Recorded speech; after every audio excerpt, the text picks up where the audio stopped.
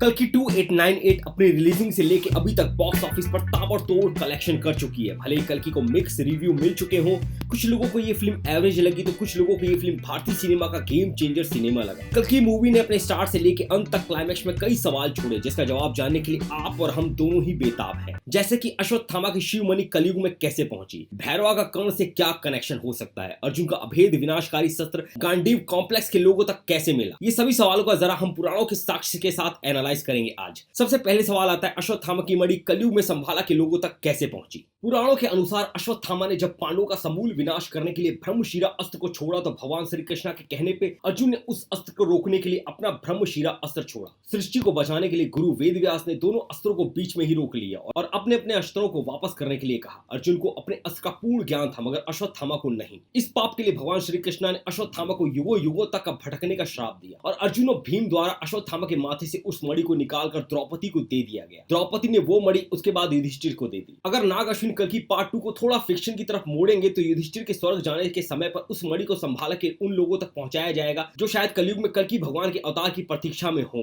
वैसे अभी तक फिलहाल संभाला नाम की कोई भी जगह नहीं है। दूसरा सवाल आता है, महाभारत के अपराजित योद्धा अर्जुन का अभेद विनाशकारी अस्त्र गांडीव कलयुग में कॉम्प्लेक्स के लोगों तक कैसे पहुंचा। कुरुक्षेत्र के महाविनाशकारी युद्ध के बाद श्री कृष्ण द्वारका लौट आए और पांडव हस्तिनापुर में शासन करने लगे। गांधारी के श्राप के कारण भगवान श्री कृष्ण ने देह त्याग और बैकुंठ चले गए, जबकि उनका शहर द्वारका बाढ़ में नष्ट हो गया। पांडवों ने हिमालय के रास्ते स्वर्ग जाने का फैसला किया। जब अर्जुन और उनकी पत्नी और भाइयों ने हिमालय की तीर्थ यात्रा की शुरुआत की तो वे सबसे पहले पूर्वी समुद्री तट पे पहुंचे, जहां कभी द्वारका थी और जहां भगवान श्री कृष्ण रहा करते थे। श्री कृष्ण को याद करते हुए अर्जुन रोने लगे तो समुद्र देवता वरुण देव प्रकट हुए और उन्होंने श्री कृष्ण की नगरी द्वारका का उसे दर्शन कराया, जो समुद्र तल के अंदर बसी हुई थी। वरुण देव ने अर्जुन से गांडीव को वापस करने की मांग की। अर्जुन ने गांडीव को रेतीले समुद्र तट पर रखा और उसके चारों ओर प्रदक्षिणा की। तब वरुण देव ने गांडीव धनुष वापस ले लिया। अब पुराणों के अनुसार गांडीव धनुष वरुण देव के पास है, मगर नाग अश्विन इसे फिर से किसी फिक्शन कहानी में तब्दील करते हैं तो द्वारिका के समुद्र में गांडीव समा गया होगा और जब कलयुग के अंत में जब पृथ्वी से जल पूरी तरह से खत्म हो जाएगा तब द्वारिका के रेतीले रेगिस्तान से गांडीव अस्त्र का मिलना हुआ होगा, जिसे नाग अश्विन पार्ट 2 में शायद इसे डिटेल से दिखा सके। अब सबसे बड़ा और सस्पेंस से भरा सवाल यह आता है कि महाभारत के अपराजित योद्धा अंगराज कर्ण का कलयुग के भैरवा से क्या कनेक्शन हो सकता है। सोचने में अजीब सा है मगर 6000 साल के बीच में हम पहले और दूसरे जन्म का कनेक्शन तो बैठा ही नहीं सकते। तो फिर क्या हो सकता है भैरवा का कर्ण से कनेक्शन।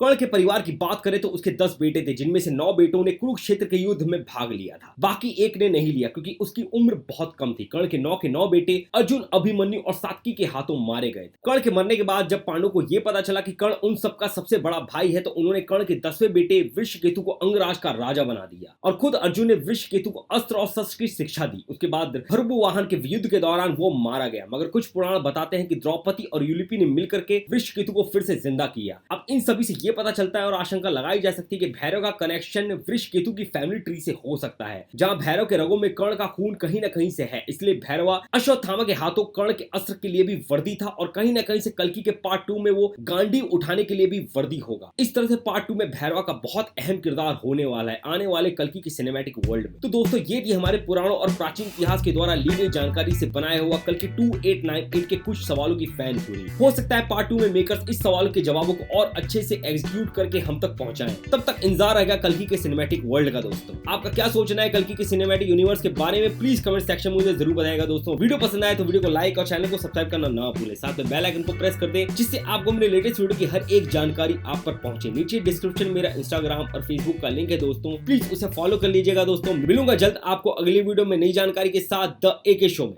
धन्यवाद।